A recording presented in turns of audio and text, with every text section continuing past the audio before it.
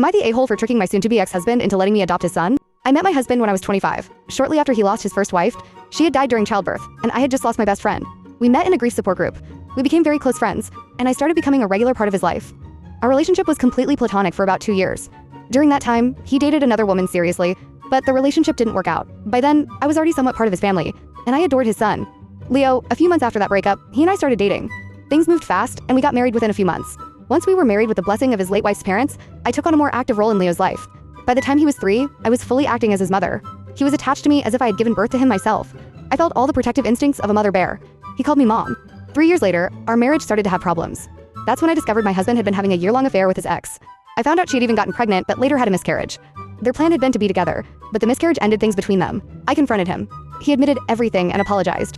He said he'd been going through a rough time and promised to do better. We slept in separate rooms for 6 months and eventually reconciled. For the past 4 years, our relationship seemed perfect, at least to him. As far as he was concerned, the affair was behind us. But the truth is, I was never honest about my feelings.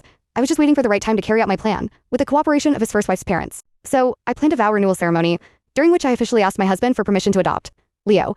His late wife's parents were fully aware and supportive of the plan. The day after the adoption became official, I filed for divorce. My husband thinks I've played the long game and deceived him. I believe I did what I had to do to protect my bond with my son. I didn't have any other choice. If I had left earlier, the courts or the system could have made the adoption difficult or even impossible. Just to be clear, I have no intention of taking his son away from him. We'll have shared custody. I never planned to stay in the marriage, but I lied because I didn't want to lose Leo in a future divorce. So, am I the bad guy for what I did?